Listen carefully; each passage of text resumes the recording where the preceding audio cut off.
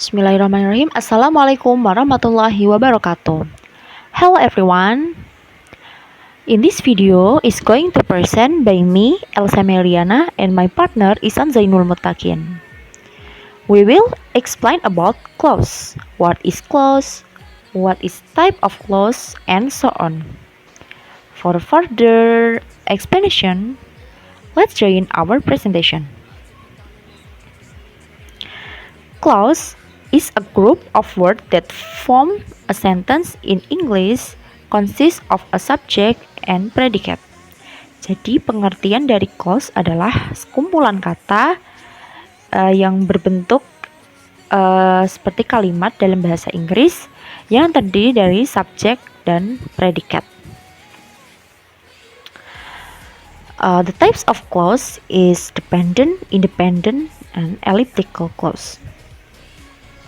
Dependent clause is a clause that contains subject and predicate, but can express a complete mind because this clause is preceded by a word called a subordinator. The characteristic of dependent clause is use dependent marker such as because, however, after, before, in order to, when, whole, although, since, wherever, etc. Jadi, pengertian dari dependent clause merupakan sekelompok kata yang memiliki satu subjek dan satu kata kerja, tetapi maknanya kurang lengkap. Jadi, kalimat dependent clause ini tidak bisa berdiri sendiri sebagai kalimat karena minimnya makna. Contohnya itu seperti when my mother was sleeping. Artinya ketika ibu saya sedang tidur.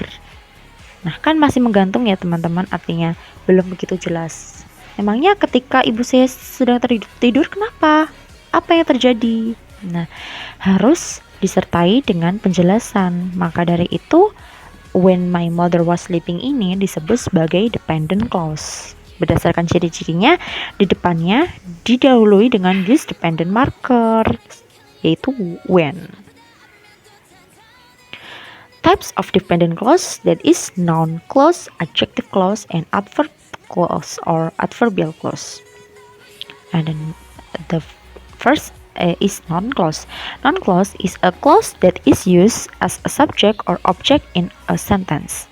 Jadi noun clause itu sebagaimana fungsi dari kata benda, yaitu bisa berfungsi sebagai subjek atau objek dalam sebuah kalimat. Untuk contohnya dari noun clause ini adalah I agree with what he says. Nah, clause with what he says ini, nah lihat, memang terdiri dari he sebagai subjek, dan says kita bisa tahu sendiri bahwa says itu adalah verb. Namun kenapa tidak bisa berdiri sendiri? Karena kita lihat saja artinya with what he say, apa yang dia katakan. Memangnya apa yang dia katakan? Nah, karena with what he says ini adalah satu kesatuan yang berfungsi sebagai objek dalam kalimat I agree with what he says. Nah, what with what he says ini fungsinya sebagai objek. Nah, untuk menjelaskan main clause-nya yaitu adalah I agree. Nah, contoh selanjutnya yaitu what she does was remarkable. Dapat kita lihat bahwa what she does ini ya yang disebut noun clause. Di sini contoh kedua ini what she does ini fungsinya sebagai subjek. What she does, apa yang dia lakukan? Nah, apa yang dia lakukan? Kan belum jelas, jadi harus diikuti dengan those was remarkable. Nah, those was remarkable ini fungsinya sebagai predikat dalam kalimat ini. Nah, barulah jelas. Sebagaimana yang tadi saya sebutkan, bahwa dependent ini memang tidak bisa berdiri sendiri, kecuali baru diikuti kata penjelas setelahnya atau induk kalimatnya. Nah, kan dependent itu bisa jadi artinya anak kalimat ya. Jadi dependent clause ini harus diikuti dengan induk kalimat. The next one is adjective clause. Adjective clause is clauses that provide information related to a noun or someone's description in a sentence. The conjunction used in the form of adjective clause is who, which, whom, and that. Jadi, fungsi dari adjective clause ini menerangkan noun seperti kata sifat ya. Itu selalu menerangkan menerangkan noun clause. Bisa kita lihat di contohnya. I'm searching for a movie that interests me. Nah, that interests me di sini itu adjective clause dan di sini juga sebagai dependent clause ya. That interests me, yang menarik bagiku. Nah, apa yang menarik bagiku? Nah, itu harus pastinya that interests me itu harus menjelaskan sesuatu. Masa iya kita cuma menyebutkan yang menarik bagiku saja. Nah, tentunya that interests me ini menjelaskan a movie. Yang menarik apa? Yaitu movie itu, yaitu filmnya. Nah, di sini a movie itu kalimat utama nounnya, dan that interests me itu adalah adjective clause.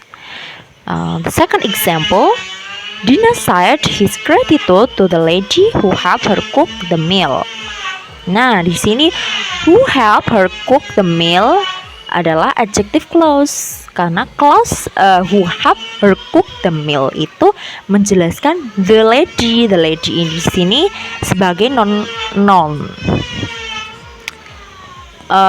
Siapa yang memasak sarapan? Nah, tentunya harus dijelaskan. Itu merupakan penjelasan. Penjelasan dari apa? Dari the lady. Nah, sesuatu yang menjelaskan noun itu disebut sebagai adjective. Dan di sini konteksnya clause, jadi di sini sebagai adjective clause. Seperti itu, teman-teman.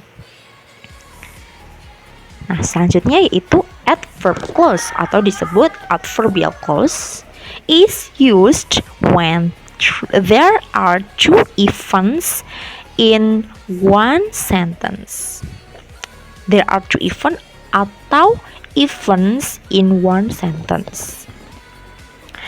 Usually the conjunction used is before, after, so, that, when, and etc.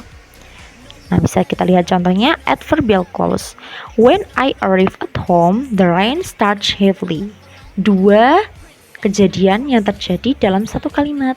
Kejadian pertama yaitu when I arrive at home, saya tiba di rumah. The rain starts heavily. Hujan mulai turun. Nah, when I arrive at home di sini adalah adverb clause karena memiliki conjunction when di sini. I arrive at home, terus kemudian dilanjutkan the rain starts heavily. The rain starts heavily di sini bukan dependent ya. Yang dependentnya adalah when I arrive at home. Di sini berfungsi sebagai adverbial clause karena adverbial kan kata keterangan. Keterangan when I arrive at home itu menerangkan the rain starts heavily. The second example, she went to the market yesterday after she visited her uncle's house in the town. Dia pergi ke pasar kemarin setelah ia mengunjungi rumah pamannya di kota. Nah, di sini adverbial clause-nya adalah subordinator atau kata penghubung. She went to market yesterday after her uncle's house in the town. Nah, yaitu adverbial clause-nya itu menjelaskan keterangan yesterday atau after she visited her uncle's house in the town. Nah, di sini adverbial clause-nya adalah after she visited her uncle's house in the town. Di situ. Setelah dia mengunjungi rumah pamannya di kota, apa yang diterangkan? Yang diterangkan yaitu dari kata she went to market yesterday. Nah, inilah yang disebut dengan adverbial clause. Independent clause. Definition. Independent clause can stand alone as a sentence. A sentence type consisting of one independent clause is called a simple sentence. English clause can also be combined with other independent clause to form a compound sentence where the two clauses are combined with coordinated conjunction. It's like for, and, nor, but, or, yet, so. Biasanya kita sebut fanboys. Atau only semicolon or adverbial conjunction like however, rather, therefore, and etc. Nah, jadi di independent clause ini yang satu sentence atau satu kalimat aja itu disebut simple sentence, dan ada compound sentence itu dua kalimat atau yang bisa dikombin menjadi satu kalimat utuh kayak gitu, atau dua kalimat dengan menggunakan conjunction, semicolon atau adverbial conjunction tadi. Lanjut, example of simple sentence. I work at the office. Saya punya kantor. Yono wakes up at 7 a.m. Itu example of common sentence-nya. Nah, ini ya bisa dibaca di sini. I like that bag but I have no money. Ada but-nya di situ, di semicolon. You already finished my tasks. Ada tanda duanya, you can go home now. Nah, seperti itu. Lalu lanjut, adverbial conjunction-nya ada I'm not really hungry. However, I want some ice cream. Nah, however-nya berarti yang adverbial conjunction-nya. Seperti itu. Lanjut di complex sentence. Nah, complex sentence ini dependent dan independent in one sentence. Nah, a complex sentence is a sentence that contains an independent clause and one or more dependent clauses. An independent clause can stand alone as a sentence. Nah, independennya bisa berdiri sendiri sebagai kalimat, but dependent clause, even though it has a subject and a verb, tidak bisa berdiri sendiri. Here are some examples. Nah, ini dia contohnya. Example of complex sentence. Patternnya ada di situ, independent clause plus conjunction plus dependent clause. Contohnya yaitu I will give you a call after I get the news. Gitu ya. After-nya itu kan ada dua. Itu ada penjelasannya. I will give you a call merupakan kalimat independent clause IC yang meskipun tidak diikuti kalimat berikutnya masih bisa diketahui maknanya karena dia independent clause. Namun hal ini berbeda dengan kalimat setelah after I get the news yang merupakan kalimat dependent clause yang akan kehilangan maknanya jika tidak didahului dengan kalimat apapun. Nah, ini juga ada if you talk too loud, I will be deaf. Jika kamu berbicara terlalu keras, itu independennya. Nah, I will be deaf. Itu saya menjadi tuli like that. After you finish cooking for dinner, you can call me. Itu juga contohnya. Lanjut, elliptical clause. Okay, elliptical clause are a method used to reduce the number of words in a whole sentence, and the reduction has no effect on the meaning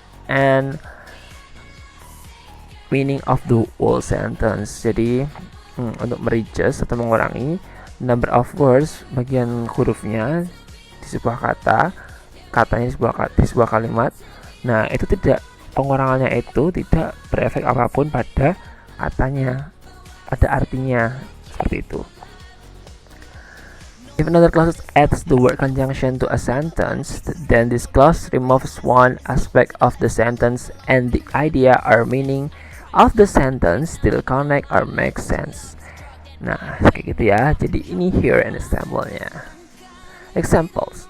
Nadia needs 4 days to complete the job. Mario only 2 days. Nah, kayak gitu. Mario only 2 days pada kalimat di samping, gagasan pada kalimat pertama complete the job juga berlaku pada kalimat kedua. Seperti itu. Karena gagasannya sama, maka kita boleh menggunakan gagasan pada kalimat kedua dan menggunakan elliptical clause ini. Seperti itu. Kesimpulannya dari mempelajari clause ini adalah yang pertama, pengertian klausa adalah sebuah kumpulan dari kata-kata yang punya subjek dan predikat, atau dengan kata lain sebagai klausa adalah sebuah kalimat. Independent clause atau main clause adalah clause yang mempunyai subjek dan predikat yang utuh. Saat menggunakan dependent clause atau subordinate clause, nah itu nama lainnya dependent clause ya, harus disertai dengan independent clause. Non clause adalah non clause yang digunakan sebagai subjek maupun objek dalam sebuah kalimat. Adjective clause digunakan untuk mendeskripsikan, menggambarkan, atau memberikan informasi lebih terkait seseorang atau suatu benda. Nah, adverb clause digunakan saat ada dua kejadian dalam satu kalimat. Time clause merupakan pengembangan dari adverb clause karena digunakan untuk memberikan informasi terkait waktu kejadian atau sebuah peristiwa. Elliptical clause adalah klausa yang digunakan untuk mengurangi jumlah kata di dalam sebuah kalimat utuh dan pengurangannya itu tidak mempengaruhi arti dari makna dari kalimat itu, seperti itu. Oke, thank you for watching. Wassalamualaikum warahmatullahi wabarakatuh. Semoga paham.